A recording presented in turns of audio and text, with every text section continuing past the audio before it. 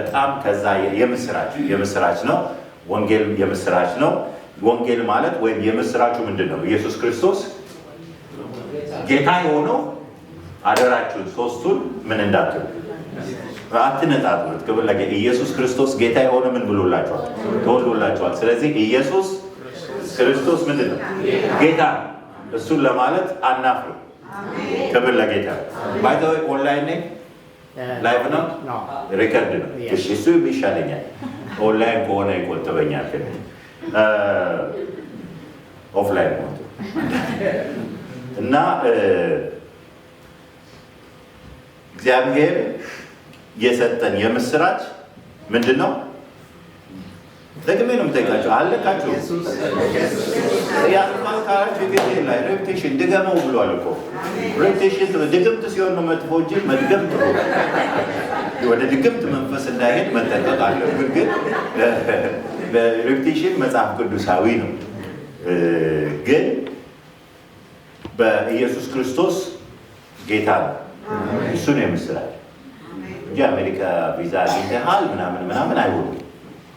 ምንም አይሆንም። አሁን እኔ እዚህ መጥቼ የሆነ ነገር ያለው ካሌብዬ የሆነ ምድር ተሻግረ ሄደ በአየር ስታገለግል አልፎበታል አይደል? ድሮ ቢሆን እዛ እያገለገል ቢሆን እሺ፣ አሁን እዚህ ምን ያደርጋል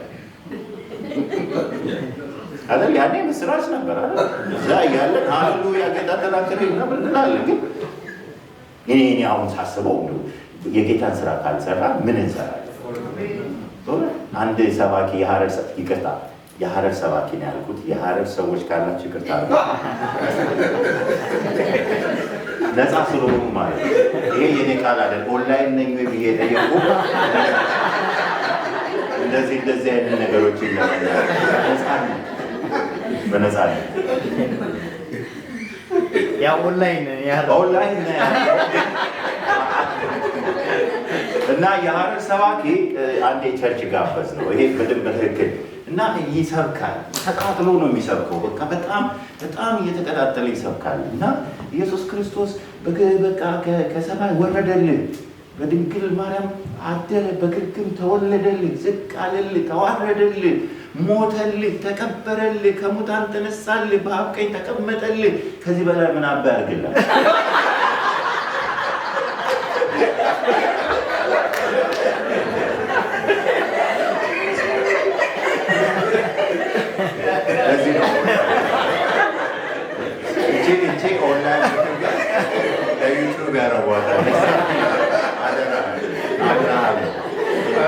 ፓስተሩ እንደዚህ ይሄ የኔ አይደለም። እሱ በቃ ቅጥል አለ። ከዚህ በላይ ምን አልደግሞ አርፋታ ገለግል ሄዳ አለ። ምን ለማለት ፈልጌ ነው? የሚያመጣው ቆይ አመጣችሁ ዓለም ላይ አለ የሚባል ሀገር ላይ ፈርስት ክላስ አኖራችሁ። ከዚህ በላይ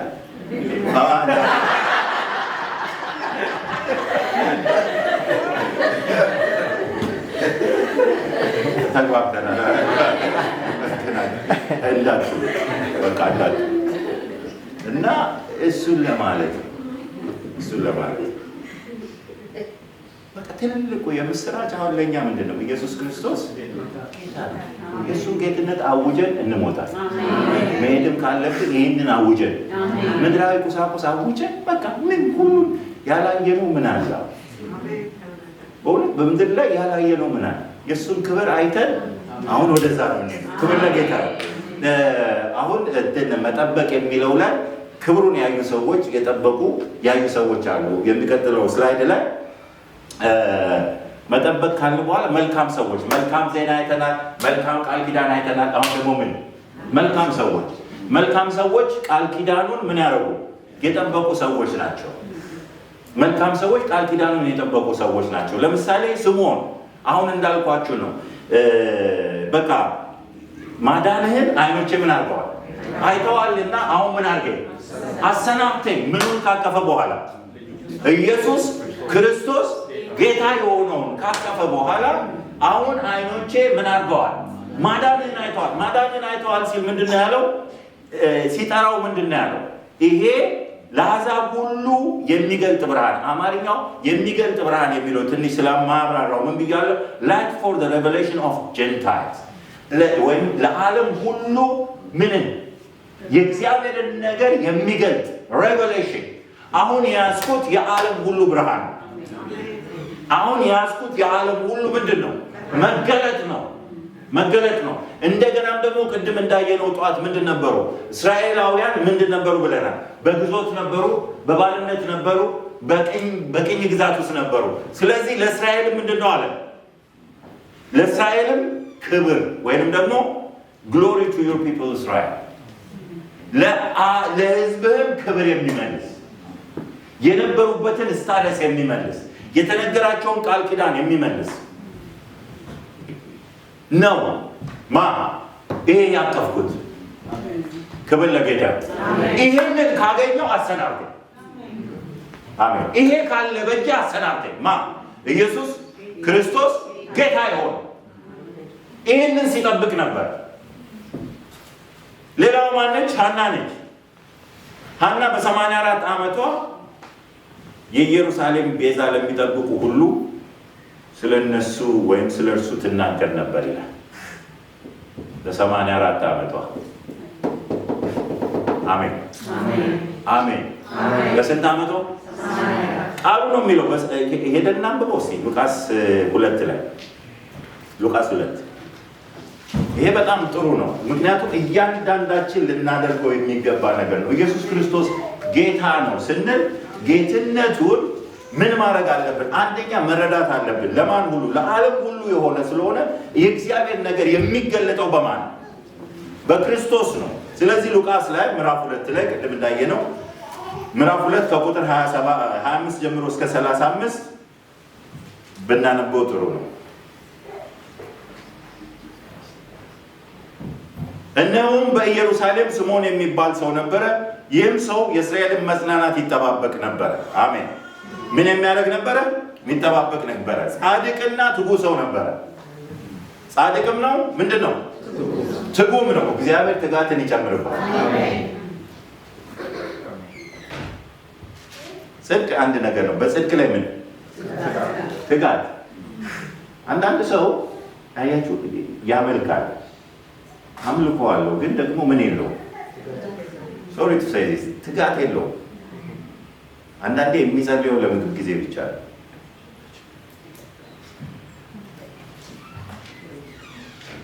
እሱንም ከጸለየ አስተያየታችሁን ስላየሁት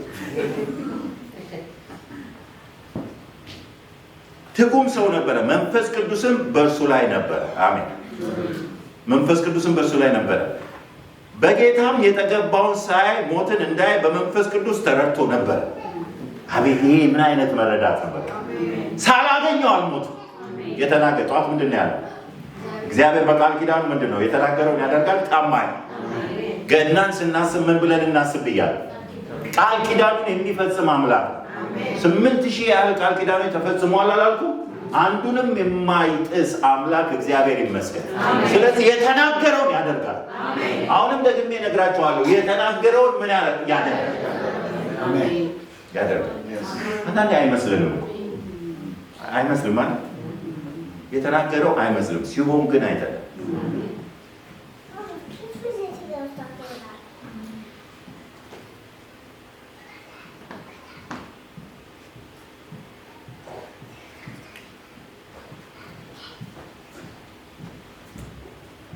የተናገረኝን በሉ ሳላይ አልሞትም። እኔ አንዳንድ ጊዜ ምን እንደሚሆን ታውቃላችሁ? ቃል ከተሰጠ ጋራንቲ ነው። እኔ በእውነት አሁን እግዚአብሔር መጥቶ የዛሬ 30 ዓመት እንዲህ ታደርጋለህ ካለኝ 30 ዓመት ጋራንቲ ያለ ደስ ነው የሚለው። ምነው ጌታ ያዘገየኸው አይደለም። እየሰማችሁኝ ነው? እየሰማችሁኝ ነው? ይኸውልህ ይቅርታ እንግዲህ ሰባኪ ስለሆንኩ ከአንዳንድ ቦታ ሄዳለሁ። እናንተ ቃሉን በደንብ ስለምታውቁ ሄጄ አልጠቅስም። እዚህ ላይ መምጣት ጴጥሮስን ታውቁታለን። በዓለም ላይ ወይም በመጽሐፍ ቅዱስ ላይ ፈሪ ጥቀሱ ብትባሉ ማንን ነው የምትጠቅሱ? ጴጥሮስን ነው። ምክንያቱም እንኳን ትሞታለህ ተብሎ ልሞት ይችላለሁ ብሎ የፈራ ሰው ነው አይደል? ኢየሱስ ሲሞት ወይንም ደግሞ ኢየሱስ ሲሰቀል 3 ጊዜ ካደ ነው አይደል? ጌታ ኢየሱስ ክርስቶስ ከሙታን ተነሳ። ከሙታን ተነሳና ምን አለ? የስምዖን ጴጥሮስ ሆይ ትወደኛለህን አለ። ትወደኛለህን አለ። ከዛ ምን ሰጠው? ኮሚሽን ሰጠው፣ ሚሽን ሰጠው። በጎቼን፣ ግልገሎቼን፣ ጠቦቶቼን አሰማራ፣ ጠብቅ ብሎ ሚሽን ሰጠው። ግን ሲያየው አሁንም ጴጥሮስ ይፈራል።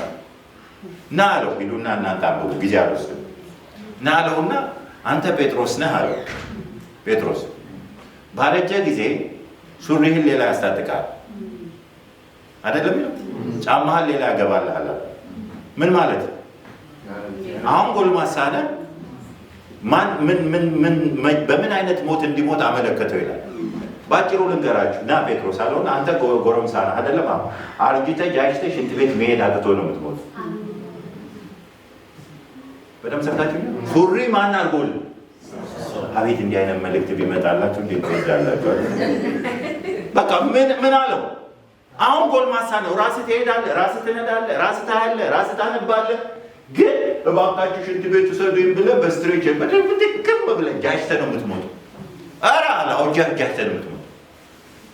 ከዛ ደስ አለውና ሄደና ጌታ የሚወደውን አለ። ጌታ የሚሞትበትን ጊዜ ነገረኝ። እስቲ አንተን የሚነግር እንዲሆን ሄድና ቼክ አድርጋ። ከዛ ሄደና እኔስ ጌታ ወይ ሲል አንተ እስክመጣ ድረስ ምን አገባ አንተ ተዋል። በቃ አንተ ግን ተከተል። በቃ ፎርቹን ቴለር ላይ ያደረገው ነበር ኢየሱስ። አሁን ያስቸገረው ማን ነው? ጴጥሮስ እንጂ ሰልፍ አስይዞ ጴጥሮስ አንተ መቼ ነው የምትሞተው? አንተ ካላንደር እንዲነግር አሁን ያስቸገርከኝ አንተ ነህ። ትልቅ አጀንዳ ሰጥቼ ምን ትፈራለህ? ሞት ትፈራለህ? ይሄ ያለው ዮሐንስ ወንጌል የመጨረሻው ምዕራፍ ላይ። ከዮሐንስ ወንጌል በኋላ የሚቀጥለው መጽሐፍ ምንድን ነው? አቤት ሐዋርያት ሥራ ላይ። ሐዋርያት ሥራ ላይ ጴጥሮስ ከ11 ጋር ቆሙ። እንደዚህ አለ ይላል። ያፈሪኩት እናንተ የገደላችሁት የሰቀላችሁት የናዝሬቱ ኢየሱስ ያው ነው አለ። I know you are professional killers። እናንተ የገደላችሁት ነው፣ ገዳዮች ናቸው። ግን ምን ታመጣላችሁ? አሁን አርጅተህ ነው የምትሞተው ብሎ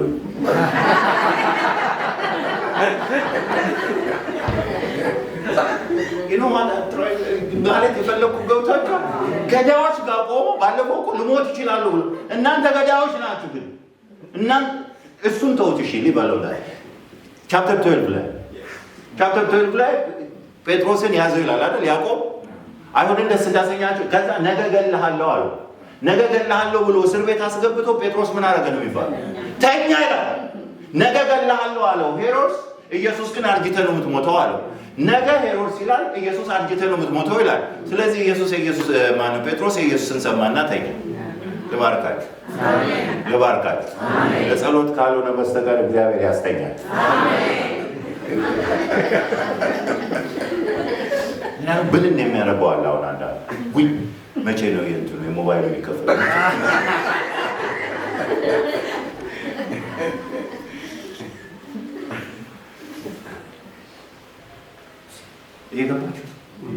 እየገባችሁ ነው? ጌታ ከተናገረ እሱን ሳላይ ምን አለ? አልሞትም። ሰዎችን አያችሁ፣ ሰዎችን የሚያኖረው ቃል ነው። እየሰማችሁ ነው? ገንዘብ አይደለም። አሁን ለእናንተ መናገር ምንም እኔ አሁን እግዚአብሔር ይመስገን አሁን ብናገር ቀንቶ ነው አትሉ አይደል? ድሮ ከሀገር ቤት እየመጣሁ ተሰብከው ከሀገር ቤት ስለመጣ ይሄ ስለሌለው ነው ልትሉ ትችላላችሁ። ግን እግዚአብሔር ይመስገን ሳይኖርህ ሳይሆን ኖረህ ናቅ። ኢየሱስ ይሻላል ማለት ሁሉም ነገር ቃሉ ነው የሚያኖረው። እየሰማችሁ ነው? ቃሉ ነው የሚያኖረው። አሁን ሁሉን እኮ አገኘ፣ ሁሉን ያዝ ነው። ክብር ለጌታ አለ አይደለም? አሁን አጣው የምለው የለም። ደረጃ እኮ እግዚአብሔር እረኛዬ ነው የሚያሳጣኝም የለም ወደሚለው ደረጃ ደረስን። ግን አሁን እኮ ችግሩ ምንድነው? ያገኘነው ነገር አገኘን።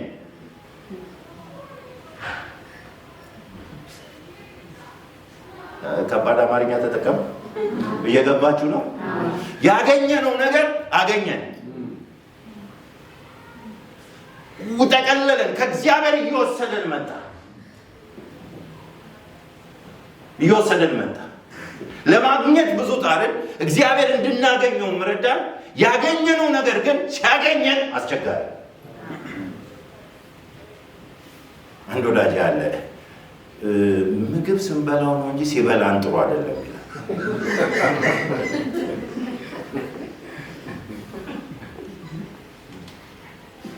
ይበላል አይደል? የዚህ ሀገር ምግብ ሁሉም ምግብ በላ ይላል። ቅኔ ያለው ምግብ እኮ በላ ይላል። ያገኘነው ነገር እንዳይበላን ተጠንቀቁ እንጂ አግኝተናል። ያገኘነው ነገር ግን ያቀፍነው ነገር ወደ ተስፋችን። ክብር ለጌታ። የተናገረኝን ሳላይ አልሞትም የሚል እምነት ነበረው። ይሄ እምነት በጌታ በኢየሱስ ስም በእኛ ላይ አሜን። የእግዚአብሔር ቃል እንዳይቀልብ እንደዛ ነው የሚለው። ይጠባበቅ ነበረ። በቃ በመንፈስ ቅዱስ ይጠባበቅ ነበረ። በጌታም የተቀባውን ሳይሞት እንዳይ በመንፈስ ቅዱስ ተረድቶ በመንፈስ ወደ መቅደስ ወጣ። ወላጆቹም እንደ ሕጉ ልማድ ያደርጉለት ዘንድ ሕፃኑን ኢየሱስን ባስገቡት ጊዜ እርሱ ደግሞ ተቀብሎ አቀፈው። እግዚአብሔርንም እየባረከ እንደዚህ አለ፣ ጌታ ሆይ አሁን እንደ ቃልህ ባሪያህን በሰላም ታሰናብታለህ። ዓይኖቼ በሰዎች ፊት ያዘጋጀውን ማዳን አይተዋልና፣ ይህም ለአሕዛብ ሁሉ የሚገለጥ ብርሃን፣ ለሕዝብም ለእስራኤል ክብር ነው። አሜን አሜን። እዛ ዮሴፍን ባረካቸው። እናቱንና ማርያምን እነሆ የብዙዎች ልብ ሐሳብ ይገለጽ ዘንድ ይህ በእስራኤል ላሉ ለብዙዎች ለመውደቃቸውና ለመነሳታቸው ለሚቃወሙትም ምልክት ተሾሟል። በአንቺም ደግሞ በነፍስሽ ሰይፍ ያልፋል አላት። ክብር ለጌታ። የሐናንም እንጨርስ። ከአሴር ወገን የምትሆን የፋኑኤል ልጅ ሐና የምትባል አንዲት ነቢይት ነበረች። እርሷም ከድንግልናዋ ጀምሮ ከባሏ ጋር 7 ዓመት ኖረች። እርሷም 84 ዓመት ያህል መበለት ሆና በጣም አርጅታ ነበር። በጾምና በጸሎትም ሌሊትና ቀን እያገለገለች ከመቅደስ አትለይም ነበር። በዚያም ሰዓት ቀርባ እግዚአብሔርን እያመሰገነች በኢየሩሳሌምም ቤዛ ለሚጠባበቁ ሁሉ ስለ እርሱ ትናገር ነበር። ክብር ለጌታ። ስለ እርሱ ትናገር ነበር። በስንት ዓመቷ ትጠባበቅ ነበር? አየችው፣ አገኘችው፣ ስለ እርሱ ትናገር ነበር። እኔ በጣም ነው የተገረምኩት። በ84 ዓመቷ ወንጌል ተገኝቷል፣ መዳን ሆኗል። ትጠባበቁ የነበረው ተስፋችሁ ተፈጽሟል። ክብር ለጌታ። እግዚአብሔር የተናገረውን የሚጠብቁ ሰዎች ምን አይነት ሰዎች ናቸው? መልካም ሰዎች ናቸው። መልካም ሰው ማለት የሚቅለሰለስ፣ መልካም ሰው ማለት ጥሩ ሰላምታ የሚሰጥ፣ መልካም ሰው ማለት ሁማኒታሪያን አክሽን ላይ የሚሳተፍ ሳይሆን መልካም ሰው ማለት እግዚአብሔር የተናገረውን በክርስቶስ ኢየሱስ የተገባለትን ቃል እና ተስፋ አጥብቆ የሚይዝ። አንዳንዴ እኮ ይቅርታ አድርጎልኝ አንዳንዴ ኖቴ ላይ የሌለውን የወጣው ብናገር ሰዓትም ስላለኝ ነው። ትንሽ ሪላክስድ ሆናለሁ። በኋላ እንጸልያለን እና የተረፈም ነገር ካለ ነገ አወራለሁ፣ እንነጋገራለን። አንዳንዴ እግዚአብሔር ቃል ሲያመጣ ይቀልብናል። እንደዚህ ሙጭጭ ብለን አንይዝም። ወይም ደግሞ አሁን ሰባኪ ሰሞኑን ሳምንቱን ሁሉ ሲሰበክ አልነበረም? ሳምንቱን ሁሉ ወይም ከሰባኪዎቹ ሁለቱ እዚህ ያሉ በቃ ሲናገር ነበር እግዚአብሔር። አንዳንዴ ቃሉ ሲፈስ ይቀልብናል። አንድ ሰው ላነሳ፣ በጣም የእምነት አባታችን ነው። ግን ለምንድን ነው እሱም መልካም ሰው ያላልከው? ቅድም በዘርህ ምኖች ሕዝብ ሁሉ ይባረካሉ ብለህ ነበር። ማን ነው እሱ? አብርሃም ነው። አብርሃም ነው። ግን ተመልከቱ እስቲ ዘፍጥረት ምዕራፍ 15 እናውጣ እንደ ምሳሌ መቼም ሁሌ ፖዚቲቭ ብቻ ሳይሆን ስለ አብርሃም ትንሽም ነገር ያለፈበትን ነገር እንነጋገር። ዘፍጥረት ምዕራፍ 15 ምክንያቱም ዘግይቶበታል። በቃ አንዳንዱ ተነግሮ ቅድም እንዳልኳችሁ መጠበቅ ሰልችቶታል እና ገና አንዱ የጠበቅነው ጌታ መጥቶ ነገሮችን በጊዜው እንደሚሰራ የምናስብበት ነው። ጠዋት ያልነበራችሁ ሰዎች ገናን ስናስብ እንዴት እናስብ ነው ያለ። እስቲ ሁለት ስላይድ አንድ ስላይድ ወደ ላይ ወጣልኝ። አንድ ስላይድ የመጨረሻውን አንብቡት። የገና በዓል ተረሳችሁ አማርኛ ማንበብ? እሺ ቀጥያ ኦኬ። የገና በዓል እግዚአብሔር ቃል ኪዳኑን እንደሚፈጽም በየዓመቱ እየተደጋገመ የሚያስበን አስታዋሻችን። አሜን። እየደጋገመ እግዚአብሔር እየደጋገመ ቃል ኪዳኑን ይፈጽማል። እሱን ነው በቃ እሱን ነው እንድናስብ። ጧል አልነበሩ ነው አሁን ተንጠልጥለው እንዳይቀሩ ነው እየተናገርኩ ያለው። እየደጋገመ እግዚአብሔር ቃል ኪዳኔን እፈጽማለሁ፣ የተናገርኩትን ምን አደርጋለሁ? እፈጽማለሁ። ጊዜው ቢረዝም እንደውም ደስ ይበላችሁ፣ እድሜ እየተጨመረላችሁ ነው። አሁን አባታችን አብርሃምን ተመልከቱ። ዘፍጥረት 15 በጣም የምታውቁት ቃል ከዚህ ነገር በኋላ ይላል። ከምን ነገር በኋላ ምንድን ነው ያ ነገር? ምዕራፍ 14 ላይ አብርሃም ተዋጋና ነገስታትን አሸንፎ ምን አመጣ? ምርኮ ሲያመጣ ጊዜ ከዛ ምን አለው ንጉሱ? ውሰድ በቃ የሰዶም ንጉስ ውሰድ ሲለው አልወስድም አለ። አልወስድም። ነገ አብርሃምን ምን አደረኩት ትላለህ?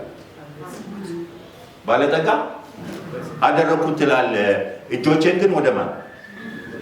እስቲ እናንብበው 14:21 የሰዶም ንጉስ አብርሃምን ሰዎቹን ስጠኝ፣ ከብቱን ግን አንተ ውሰድ። አብርሃምም የሰዶምን ንጉስ አለው ሰማይና ምድርን ወደሚገዛ ወደ ልዑል እግዚአብሔር እጄን ከፍ አድርጌአለሁ። አንተ አብርሃምን ባለጠጋ አደረግኩ እንዳትል ብላቴናዎቹ ከበሉት በቀር ከእኔ ጋር ከሄዱት ድርሻ በቀር ፈትልም ቢሆን የጫማ ማዘቢያም ቢሆን ለአንተ ከሆነ ሁሉ እንዳልወስድ አውናንና የስኮልን መምሬም እነርሱ ድርሻቸውን ይውሰዱ። ከዚህ ነገር በኋላ ምንድን ነው የሚለው? ይኸውልህ ይህንን ውሰድ ሲለው እምቢ። እኔ ቃል ኪዳን እግዚአብሔር ገብቶልኛል። እግዚአብሔር ቃል ኪዳን ገብቶልኛል። አንድ ቀን ሀብታም መሆን አይቀርም። አንድ ቀን ባለጠጋ መሆን አይቀርም። ባለጠጋ ሲሆን ይኸውና ይህንን እኮ ያደረግኩት እኔ ነው እንዳትል አልወስድም አለ። ይህ ውሳኔው እግዚአብሔርን ደስ አሰኘው። ይሄ ውሳኔው እግዚአብሔርን ደስ አሰኘና እንደዚህማ ካልክ አብርሃም ይኸውልህ ብሎ ምን አለ? የእግዚአብሔር ቃል በራእይ ወደ አብርሃም መጣ። ከዚህ ነገር በኋላ እንዲህ ሲል አብርሃም አትፍራ፣ እኔ ላንተ ጋሻ ነኝ፣ ዋጋም እጅግ ታላቅ ነው። እግዚአብሔር ደስ አለውና ሶስት ነገር አብርሃም ምን አትበል?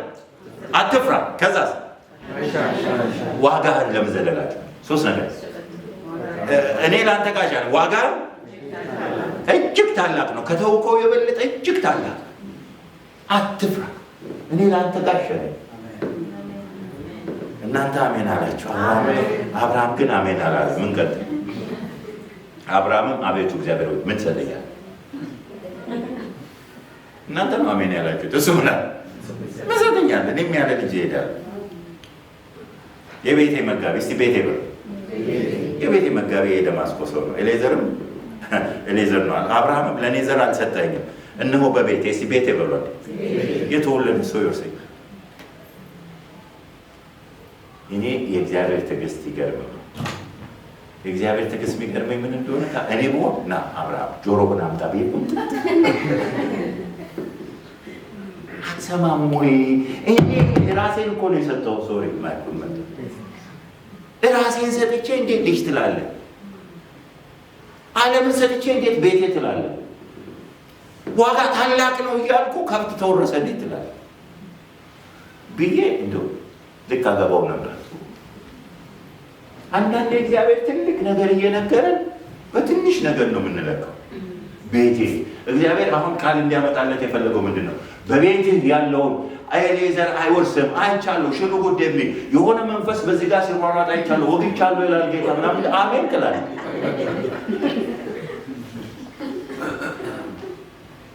እሱ ነው የሚወደው ሰው። በቤት ውስጥ እንደዚህ ጓዳ አይቼው አካውንት ውስጥ ገባሁ ይላል መንፈስ ቅዱስ። አይቶታል እሱ። ስለዚህ ቤቴ አንተ ከመጣ በቤቴ በኩልና እንጂ እኔ ምን ያደርግልኛል? ጋሻ ነኝ፣ ዋጋ በኔ ዘንድ ታላቅ ነው፣ አትፍራ። ደስ የሚለኝ ቃል አለ። በቃ በቤት ውስጥ ሆኖ ሲያንጎራጉር ቁጥር 5 ማን ያነብልኛል? ቁጥር 5 ወደ ሜዳ ወጣውና በቃ ፓስተር አቆም ስላክ አንተና እኔ ቤት ውስጥ ሆነን መግባባት አልቻለን። ናውጣ ወደ ምን አወጣው? ቤቴ ሲል ለዚህ ነው ቅድም ቤቴ የሚለውን የደጋጋ አንተና እኔ ቤት ውስጥ ሆነ መግባባት ናውጣ አወጣው። እግዚአብሔር ያወጣል። በእውነት ይሄ ገና የመውጫችን ገና ካለንበት ትብትብ ካለንበት ጠባብ ነገር እግዚአብሔር ያወጣል። እንደዛ ነው። መልካም ሰዎች ሰፊ ራዕይ ያላቸው ናቸው። ጥቃቅን ነገር ውስጥ እግዚአብሔርን በጥቃቅን ነገር የሚመዝኑ አይደለም፣ የወጡ ናቸው። አወጣው ይላል። ክብር ለጌታ። አወጣው ወደ ምን? ወደ ሜዳ አወጣው። አሁን ጥቃቅን ቤት ውስጥ ሆኖ የሚያየው ምንድን ነበር? ያውም የድሮ ቤት ምንድን ነች? በጣም ትንሽ ነች። በቃ ቤት ቁጥሩ ከዛች ከጣሪያ ውስጥ አወጣውና ወደ ሰማይ ተመልከታለሁ። በጣም ሊሚትድ ከሆነው ነገር ወደ አንሊሚትድ ወደሆነ ወደ ትልቁ ነገር አወጣውና ወደ ሰማይ ተመልከታለሁ። ወጣ። ምን በላለሁ? አነጋግሩኝ። ምን በላለሁ? ብቻዬን እንዴ? አብረን ነው ሳይበላ ነው አይደለም? ወደ ሰማይ ተመልከት። ከዛስ ቆይ ትቆጥር እንደሆነ አይልም? if you can አይደለም ትችል እንደሆነ ምን በል ከዋክብት ይቆጠራል። ሊቆጥር ሲል ራሱ ሽው ይልበታል። አለቃ ኪዳነ ወልድ ክፍሌ መዝገበ ቃላት አማርኛ ላይ ኮከብ የሚለው አንከወከው ተንከወከው ከውካዋ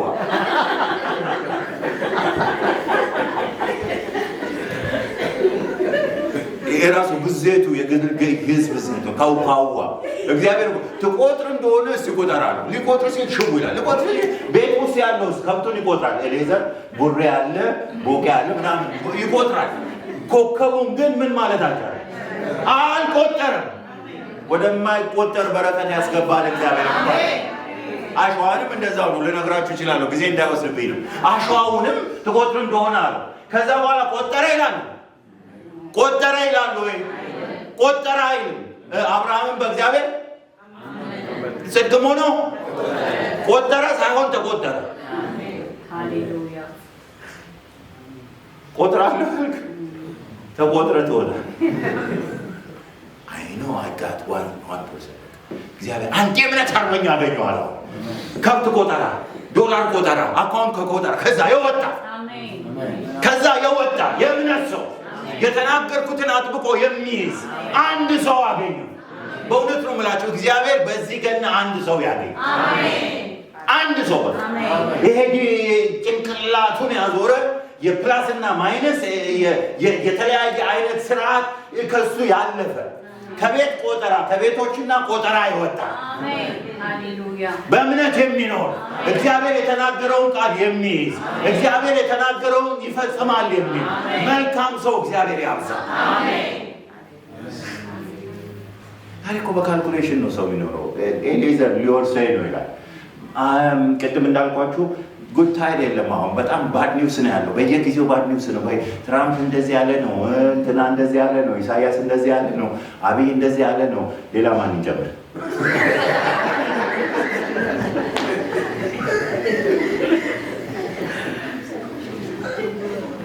ምን አለ እግዚአብሔር እንደዚህ ያለው ብትል፣ ኢየሱስ እንደዚህ ያለው ብትል፣ ክብር ለጌታ። በቃ ይበቃናል። ኢየሱስ ጌታ። አሜን። ኢየሱስ ጌታ።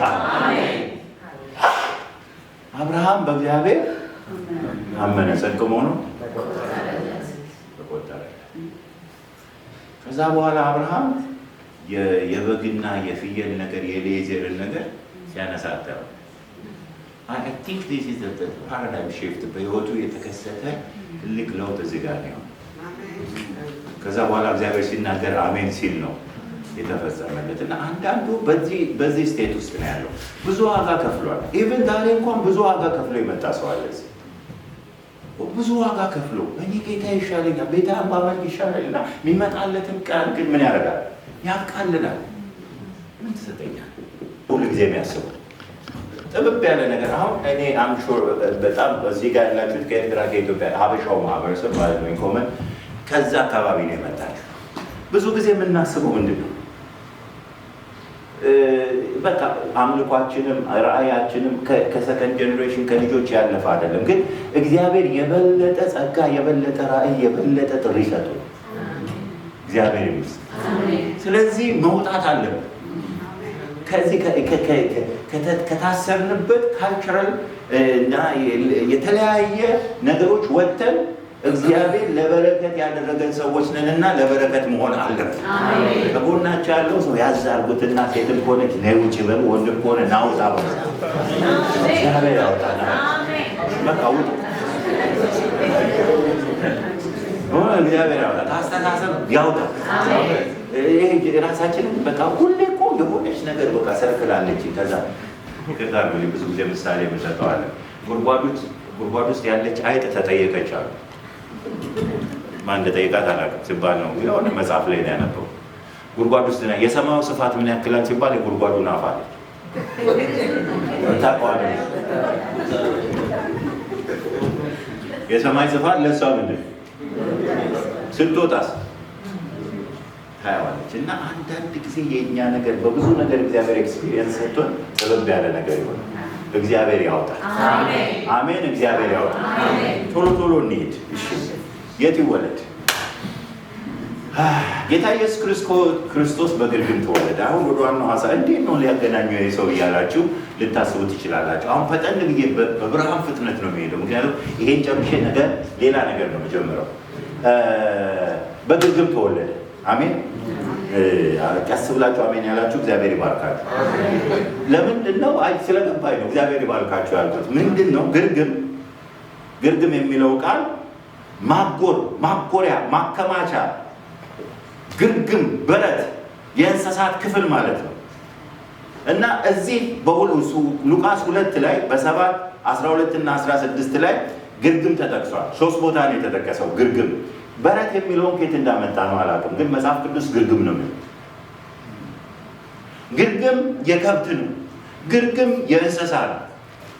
ስለዚህ ግርግም የሄደው ጌታ ኢየሱስ ክርስቶስ ምን ስለሆነ ነው? ስፍራ ስላልነበራቸው።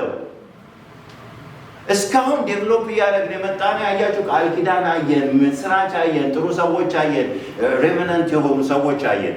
ግን በጊዜው ሰዎች ምን አልነበራቸው? ስፍራ አልነበራቸው። ለምንድን ነው ስፍራ የሌላቸው? በጊዜው የተጨናነቀ አጀንዳ ነበራቸው። በደንብ ስሙኝ። አሁን እዚህ ጋር ይሄ የመልእክቴ ዋና ሀሳብ።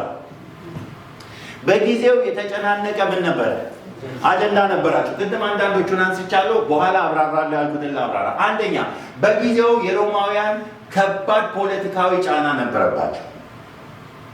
በጊዜው በጣም ተጭኗቸዋል። ሰዎቹ የእግዚአብሔርን ቃል ኪዳን እንዳያስቡ፣ መሲሁ እንደሚመጣ እንዳያስቡ በብዙ አይነት መልኩ የሮም መንግስት ፓክስ ሮማና የሚለው ወይም በሮም መንግስት በሙሉ ምን ሰላም ይሆናል የሚለውን ያንን ሰላም ለማስፈን ለሮም ኢምፓየር በሙሉ ወታደራዊ ኃይል በመመደብ አገዛዙ ሁሉ ወታደራዊ ነው።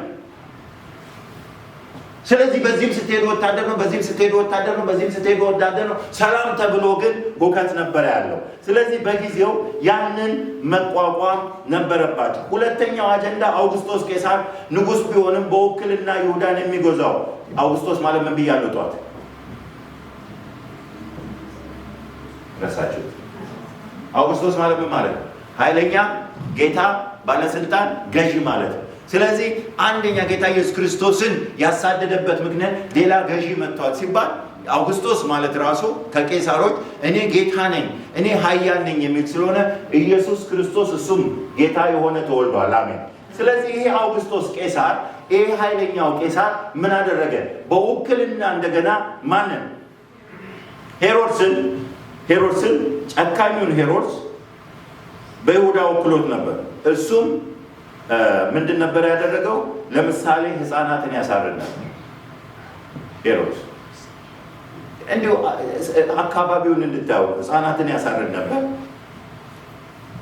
የቀረጥ መጠንን ያበዛ ነበር። ለምሳሌ ቀረጥ 3 ቦታ ነው የሚቀረጠው። በ3 ቦታ ቀረጥን ያበዛ ነበር። ለሮም መንግስት ይቀርጣል፣ ለእስራኤል ይቀርጣል፣ ለቤተ መቅደስ ይቀርጣል። እንደገናም ደግሞ ፓራኖይድ ነበር። አእምሮ ጥሩ እንዳይደለ መጽሐፍ ቅዱስ አዋቂዎች ይነግራሉ። ጥሩ ሰው አልነበረ። እኔ ለምን እንደሆነ አላውቅም። በዛ ጊዜ ጥሩ መሪዎች አልነበሩ። ጥሩ መሪዎች አልነበሩ። ቄሳር ታውቃላችሁ፣ ሮምን አቃጥሎ ክርስቲያኖች አቃጠሉ እንዳለ እንደዚህ አይነት ሰው ነው። የአእምሮ ችግር ነበረበት። ትልልቅ ከአቅም በላይ የሆኑ ግንባታዎች ያካሄድ ነበር ክርስቶስ በሚወለድበት ጊዜ። ሌላው የህዝብ ቆጠራ ነው። ለሮማ መንግስት ታማኝነትን ለሮማ መንግስት ለማሳየትና የኃይል ሚዛንን ለማስጠበቅ ለውትድርና አገልግሎት ወገንነትን ለማሳወቅ ግብርን ለመወሰን ቅድም እንዳልኳችሁ ለሮምና ለሄሮድስ ለቤተ መቅደስ ግብር ይከፈላል። እነዚህ ነገሮች ሰዎችን ወጥረው ይዘው ነበር። አሁን የጊዜው አጀንዳ ከየትኛው ወገን ነው? ስንገናኝ ካሌብን ሳገኘው ካሌብ ባይዞ እስከዛሬ ድረስ አላውቅም ነበር። ልጠይቀኝ አትመልስልኝ። ከየትኛው ወገን ነው? ዘር ምንድን ነው? ሰው ሲገናኝ እንዴት ነው ቀረጥ ምን ያህል ተከፈለ? አሁን ለነገሩ ታክስ ሪተርን አለ እዚህ ሀገር። ታክስ ሪተርን ስንታገኘ ልትሉ ትችላለን። ብቻ አጀንዳው የተሰጣቸው አጀንዳ ከባድ ነበረ። የሚቀጥለውን ስላይድ ቀጥልልኝ፣ እየጨረስኩ ነው። ሌላው በጊዜው የነበረው ነገር ምንድነው? ድህነት በጣም የበዛበት የኑሮ ሚዛን የተዛባበት ጊዜ ነበረ። በጣም ድህነት ነበረ። ለዚህም ነው በአብዛኛው ህዝቡ ገበሬ በጣም እየወረደ ስራ ነው በዛ ጊዜ፣ እንዳሁኑ ጊዜ አይደለም። እረኛና የቀን ሰራተኛ ጌታ ኢየሱስ ክርስቶስ በቀን ሰራተኛ ብዙ ምሳሌ እንደሰጠ ታውቃላችሁ። ሌላው ነፃነት ፈላጊዎች፣ ቀናተኞች፣ ዘለትስ የሚባሉት እነዚህ ቀናተኞች በቀኝ በቃ ጆሮ የሚቆርጡት ምናምን ትዝ ይላችኋል። ቀናተኛ የተባለው ስምዖን ይላል። እነዚህ ፖለቲካል ባክግራውንድ ያላቸው ናቸው። እነሱ ደግሞ እንቅስቃሴ ነበራቸው። ይህን የሮምን መንግስት የሚጠላና የሚቃወም እንቅስቃሴ ነው። ቤተ ክርስቲያን ውስጥ ናቸው፣ ግን ምን አላቸው? ትልቅ እንቅስቃሴ አላቸው። ሌላው ኤሴናውያን ናቸው። የስካት ሲሏቸዋል፣ ወይንም ደግሞ ኩምራን ኮሚኒቲ ይባላሉ። እነዚህ ራሳቸውን አይሶሌት አድርገው እኛ የፈለገው ለምን ሰማይ ወደ ምድር፣ ምድር ወደ ሰማይ አይገለባበትም አያገባንም የሚሉ ነው። ሌላው ሃይማኖተኞች ደግሞ ትልቁ ነገር ሃይማኖተኞች ምን ሆኑ? ከመንግስት ጋር አበሩ፣ ለሮም መንግስት ተገዙ። ስለዚህ ምን ሆነ? አጀንዳው አእምሯቸው ነው። ሆን ብዬ ነው ጊዜን ነው የወሰድኩት እዚህ። አሁን ኢየሱስ ይምጣ አይምጣ፣ ኢየሱስ ተወለደ አልተወለደ ጉዳያቸው አለ። ቃል ኪዳኑ ተፈጸመ አልተፈጸመ፣ መንፈሳዊ ነገር የሚከታተሉበት ምን የላቸው፣ ጊዜ የላቸው። ተወጥሯል። የተነገረው ቃል ይፈጸማል አይፈጸምም፣ ቃል ኪዳንን የሚጠብቁበት ጊዜ።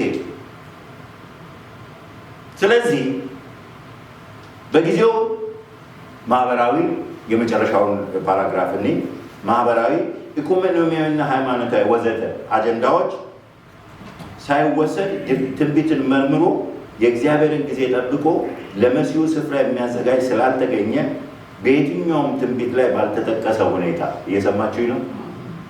በየትኛውም ትንቢት ላይ እስካሁን 3000 ትንቢት አይተን ከዛ 10 ወርደናል። ከዛ እያጠበብን መጣን። በየትኛውም መጽሐፍ ላይ በየትኛውም ትንቢት ላይ ግርግም አልተጠቀሰም። ልጄ በግርግም ይወለዳል አላለም እግዚአብሔር። በየትኛውም ቦታ ሄዳችሁ እዩ። እኔ በደንብ ስላየሁት ነው፣ ከሌላም አልተማርኩም። በደንብ መርምሬ ያየሁት ነው። ራሴን ነው እግዚአብሔር ያስተምራል። እኔ አንዳንድ ጊዜ መድረክ ላይ ግርግም ሰርተው ሳይ ሄጄ አፈርሳለሁ።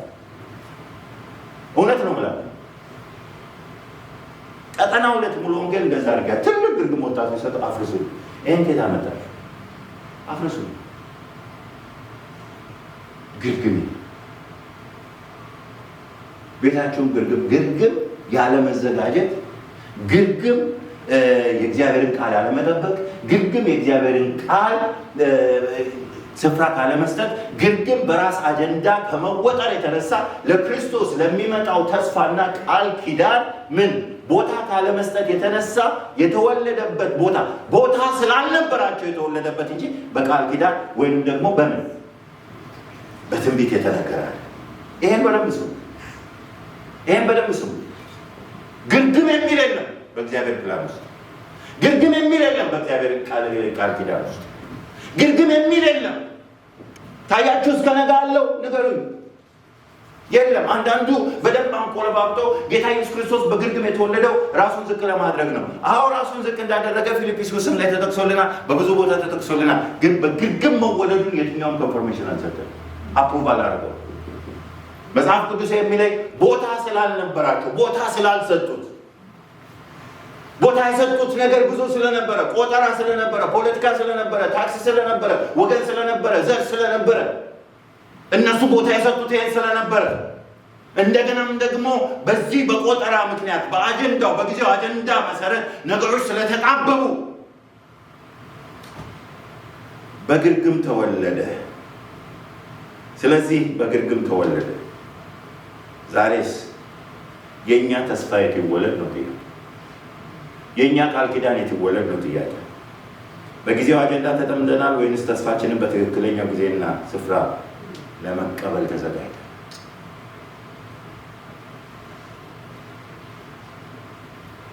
ተስፋችን ቃል ኪዳናችን የተገባልን ተስፋ በብዙ አጀንዳዎች ተጣበን ያለ ቦታው ተገኝቷል። እግዚአብሔር የተናገረውን ይፈጽማል። ግን የት ይወለድ? ወንድሜ እግዚአብሔር የተናገረውን ያደርጋል። ግን የት ይወለድ? አር ዩ ሬዲ? ተዘጋጅታችኋል ወይ? መወለዱ አይቀርም። ክብር ለጌታ። መምጣቱ አይቀርም። ግን ያልሆነ ቦታ፣ ግርግም፣ ከብቶች ቦታ፣ ግርግር ቦታ፣ ጠባብ ቦታ ብዙ ልነግራችሁ እችላለሁ። ግርግም የሚለውን ቅድም ሳነበው ብዙ እንትን አላላችሁም። እና በግርግም ተወለደ ሲባል ስፒሪቹዋላይዝ አታርጉት። ሳይን ኦፍ ያለመዘጋጀት፣ ሬዲ ያለመሆን፣ በጊዜው አጀንዳ የመጣበብ ምልክት ነው ግርግም። ስለዚህ እኔ ኢሚዲየትሊ ፓስተር መጥቶ ሲነግረኝ ወዲያው ልቤ ውስጥ እኔ አይከን ቴክ ብዙ ነገሮች ማንሳት ይችል ነበር ለመናገር፣ ግን እግዚአብሔር የተናገረው መፈጸሙ አይቀርም። ግን በብዙ ነገር ተጨናንቀናል ወገኖች። ገናን ስናስብ ለቀቅ ብለን ፈታ ብለን እግዚአብሔር እንደተናገረው ሰው፣ እግዚአብሔር እንዳለው ሰው፣ እግዚአብሔር ተስፋ እንደሰጠው ሰው ያንን በረከታችንን ለመታቀብ ሬዲ መሆን አለብን። ከተያያዝንበት ጠባብ ከሆነ ከውስብስብ ነገር ተብትቦ ከያዘን ነገር ወደ እግዚአብሔር ዓላማና እቅድ ለመሄድ የሚወለድበትን እግዚአብሔር ሊያልፍበት ያለውን ነገር ጊዜያችንን፣ አእምሯችንን፣ ቤታችንን፣ ኑሯችንን ለእግዚአብሔር እናስረክብ።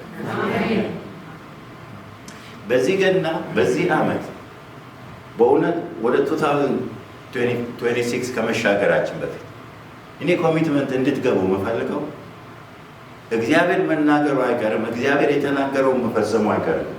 ግን እናንተ መዘጋጀት ካልቻላችሁ፣ እናንተ ለእግዚአብሔር ቃል ኪዳን ክብር ሰጥታችሁ ራሳችሁን ሬዲ አድርጋችሁ ካልጠበቃችሁ በስተቀር እግዚአብሔር ተራ ስጦታ የለውም። በእውነት ነው የምላችሁ። ተዘጋጁ፣ ሬዲ ሁኑ። እኔ ግርግምን እንድታስቡ በምታዩበት አሁን ሰሞኑን ብዙ ሰዎች ግርግም ሰርተው ከበጎች ጋር ኢየሱስን ሲያስቀምጡ ልታዩ ትችላላችሁ። አይ ዶንት ኖ ሃው እንደ የክርስትና ዶክትሪን አድርገው ማየት የጀመሩት ለምን እንደሆነ አላውቅም። እኔ በደንብ አየሁ። ግርግም ስፍራ የለውም ትንቢት ላይ። የሰዎች አለመዘጋጀት ምልክት ነው። እንደውም ግርግምን ስናይ በጣም ልንናደድ ነው የሚገባው። እንዴት ጌታችን ኢየሱስ ክርስቶስ ይሄ ሁሉ ከ700 ዓመት በጧት እንዳየ ነው ከ700 ዓመት በፊት ተነግሯቸው ቢሬዲ አዳኝ ይመጣል፣ ጌታ ይመጣል፣ ልዑል ይመጣል ተብሎ ሳይዘጋጁ እንዴት ጠበቁ? አዘ ማተር ኦፍ ፋክት ነገሮች እንደውም የሚዘጋዩት ባለመዘጋጀታችን ነው። እውነት ነው የምላችሁ። አንዳንድ ነገር የዘገየባችሁ ነገር ካለ ከእግዚአብሔር የቆየ ሳይሆን ከእግዚአብሔር ያልተሰራ ሳይሆን እኛ ስላልተዘጋጀን እግዚአብሔር የያዘው ነገር አለ። አንዳንድ ጊዜ እግዚአብሔር ይስሐቅን ይዞ ይመጣል አብርሃም ጋር ይስሐቅን ይዞ ይመጣና he was not ready yet እና ሬዲ ስላልነበረ ምን ይለዋል? አብርሃም ወይ እኔ ፍጹም ነኝና ምን ሁን ፍጹም ሁን ብሎ ይመለሳል። ቢኮዝ እንደዛ ፍጹሙን ማለት ምን ማለት ነው? አንተ ፍጹም አይደለህም። አሁን ለምሰጥህ ስጦታ ምን አይደለም ዝግጁ አይደለም። እንደ እግር ኳስ ተጫዋች እንኳን እኮ ኳሷን የሚያቀብለው ራሱ እንደዛ አላደረገ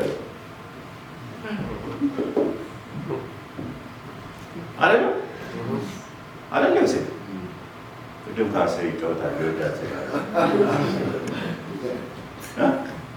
ራሱን ባዶ ያደረገ አንተ ነው ኳስ የምታቀብ። እግዚአብሔር ዝም ብሎ ተተብትበ በዚህ በዘር ጉዳይ፣ በታክስ ጉዳይ፣ በወገን ጉዳይ፣ በፖለቲካ ጉዳይ ተተብትበ ጌታ ሆይ እዚህ ጋር ላክ ብትለው be free first otherwise I will send my ስጦታ ወደ ሌላ ቦታ ነው የምሰጠው። አንተ ጋር ግርግም ይወለዳል። መወለዱ አይቀርም፣ ቃል እንዲፈጸም መሆኑ አይቀርም። ግን አንተ ራስህ ነፃ ለዛ ነው ጌታ ኢየሱስ ክርስቶስን መቀበል ያቃታቸው። ለዛ ነው ብዙዎች ሬዲ ስላልነበሩ እንደ መሲሁማ እንደዚህ አይወለድም አሉ። እኛ እንጠብቀው በዚህ አይነት ሁኔታ አይደለም። እና አንዳንድ ጊዜ ሰዎች እግዚአብሔር የሰጣቸው ነገር ጣም የሚያጡት ራሱ አንዳንድ ጊዜ እግዚአብሔር ቃሉን ለመፈጸም ብቻ ሲያደርግ ይሄንን እግዚአብሔር ያብራራላችሁ። እኔ አላብራራው። እንዴት ይሆናል? እግዚአብሔር ቃሉን ለመፈጸም የሚያደርገው ነገር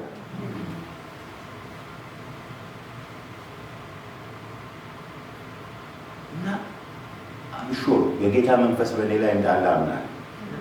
በደንብ ነው ማምነው። ይሄ መልእክት ከጌታ እንደሆነ በጣም አምናለሁ። እና የት ይወለድ እህቴ? እግዚአብሔር የተናገረ ወንድም እግዚአብሔር የተናገረ ነገር የት ይወለድ? አንዳንድ ጊዜ በክርስቲያኑ ማህበረሰብ አካባቢ አንድ ነገር አለ። እግዚአብሔር ይቅር ይበለኝ እንጂ እንዲህ ብሎ ነበር አይልም ብሎ ካላደረክ አይልም። አንዳንዴ ፓስተር አይደለም እንደው እግዚአብሔር ይቅር ይበለኝ እንጂ እኮ እንዲህ ብሎ ነበር ጌታ። አንዳንዴ ካላል ባለፈው ዋሽንግተን ዲሲ አልነበርኩ? ዋሽንግተን ዲሲ መጥቼ ከሄድኩ በኋላ አንዴ ደወለችልኝ። ብዙ ታገልኩ አለች። ይቅርታ ብዙ ታገልኩ። ምንድን ነው የታገልኩ? አይ አንተ ትልቅ ሰው ነህ በቁመታ። አይ ብዙ ታገልኩ አለ። ይቅርታ እንድታደርጉ አይደለም እና እንዲህ አድርጊለት ብሎኝ ጌታ ማድረግ አልቻልኩም ማለት እግዚአብሔር ይቅር ይበለኝ። ከዛስ አይ በቃ እግዚአብሔር ይቅር ይበለኝ መንገርና እንድጸልይልኝ ፈልጌ ነው። አድርጌ አይደል ያለሽ? አዎ አይልሽም። ኢትስ ቬሪ ሲምፕል። በጣም ቀላል ነገር። በጣም አሁን ብነግራችሁ ኢትስ ሲምፕል። ለእኔ አሁን ስክሪፕቶ ስትብኝ በነገራችን ላይ ስክሪፕቶ ስትብኝ በደንብ ጸልይ የተጸለይበት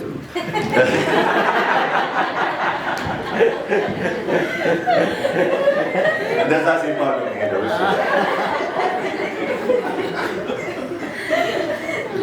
አልሄድም እና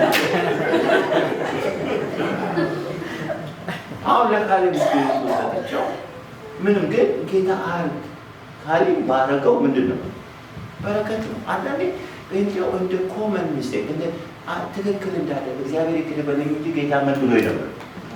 እንዲህ ተናግሮኝ ነበረ። ከዛስ በኋላ በቃ ጸልይልኝ እግዚአብሔር። አይ ካላረግከው አትጸልይ። አርጉት። እግዚአብሔር ያላችሁን ምን በሉ አርጉ። እግዚአብሔር ባላችሁ መሰረት ታዘዙ። ራሳችሁን አዘጋጁ። ክብር ለጌታ። የት ይወለድ ነገራቸው? የት ይወለድ? ቃል ኪዳናቸው የት ይወለድ? በረከታቸው የት ይወለድ? ፈውሳቸው የት ይወለድ? ትውልዳቸው የት ይወለድ? አዩ ሬዲ? ይህን ገና ስታስቡ የት ይወለድ? በደንብ ተዘጋጅታችኋል ወይስ ትብትብትብትብትብትብ ብላችሁ ነው ያላችሁ? ይህ ያለው አጀንዳ አጥቧችኋል? አይምሯችሁ ተጣቧል? የአሜሪካ ኑሮ ባላወቀው ነው። በቃ እንደው ነገራችን እኮ በጣም ጥብብ ብሏል ይላል። ጥብብ ብሏል ነገሩ አሁን እኮ ስለማታውቀው ነው እንጂ እዚህ ሀገር እኮ ነገሮች ከባድ ናቸው። አዎ ከባድ ያደረግነው ግን እኛ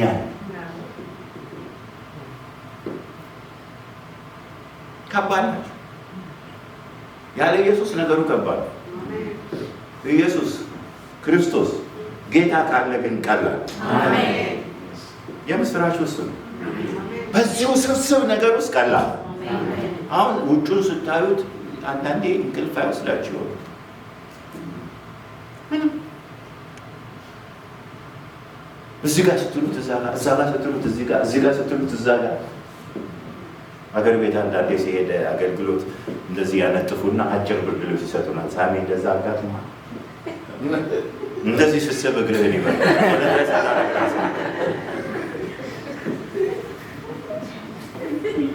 በእውነት እንደዛ ነው። አንዳንዴ አሜሪካ ሞላ ስትል አገር ቤት ስልክ ይበዛባል። ኧረ እባክህ የጀመርከው ነገር ቤተሰብ እንደዚህ እናት እንደዚህ እዛ ስትሉ እዚህ ጋር ይከብዳል።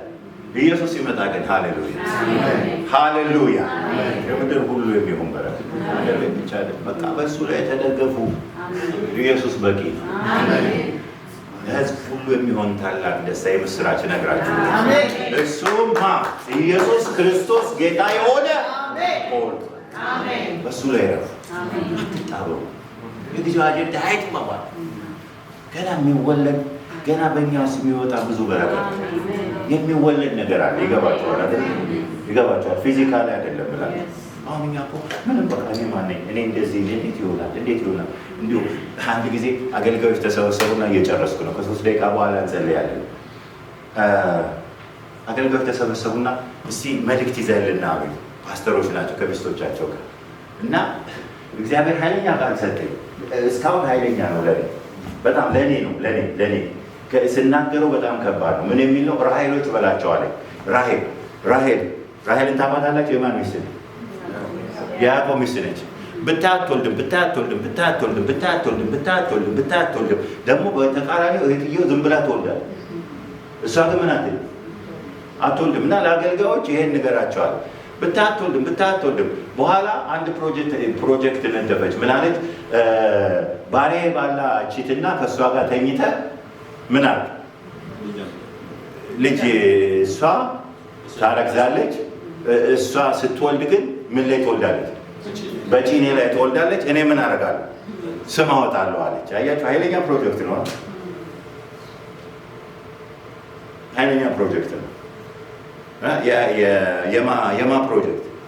የራሔል ፕሮጀክት። ራሔሎች ሲል አብዛኛው አገልጋይ ምን ያደርጋል? ሌላ ማጠውን በጭን ላይ ያዋልዳል። ፋሲሊቴተር፣ ኦርጋናይዘር፣ ብዙ ፔንት፣ ብዙ ወንጌላዊ ፋሲሊቴተር። ግን ምንድነው ያለኝ እግዚአብሔር? በጣም ይገርመኛል። እግዚአብሔር እሷ በጭኗ ላይ ማና አስወለደች? ዳንና ንፍታሌም። ዳንና ንፍታሌም በእስራኤል ታሪክ ውስጥ ብዙ ታሪክ የላቸውም። ዳን ፈራጅ ነበረ። ንፍታሌም ወሬኛ ነው። ያው ሄዳችሁ ማየት ትችላለን። ንፍታሌም የተፈታ ሚዳቋ ነው ምናምን ወሬ ያመጣ። ዳን በወገኑ ይፈርዳል ይላል እና ስም የወጣ በጭን ላይ የተወለዱ ናቸው። በኋላ ግን እግዚአብሔር መጣና ዮሴፍን ማጸኗ ውስጥ አስቀመጠ። ዮሴፍ ከውስጧ በጭን ላይ የተወለደ ሳይሆን ከውስጧ በቃል ኪዳን የተወለደ ስለሆነ የሕዝቡን ረሃብ አስታገሰ። የሕዝቡ የጭንቅ ቀን ደራሽ ሆነ። ለሕዝቡ መፍትሄ የሚያመጣው እኔ ልንገራችሁ፣ ከሌላ የምታመጡት ኢምፖርት የምታደርጉት ከሌላ እንደሚመጣ የምታስቡት ነገር አይደለም። ለምድሪቱም ለእናንተም ለቤተሰባችሁም ፈውስ የሚሆን ከውስጣችሁ የሚወለደው እግዚአብሔር የተናገራችሁ ቃል ኪዳኑ ያ ለውጥ ያመጣል። በኢየሱስ ስም ዮሴፍ ይወለድ። እንጸልያለን።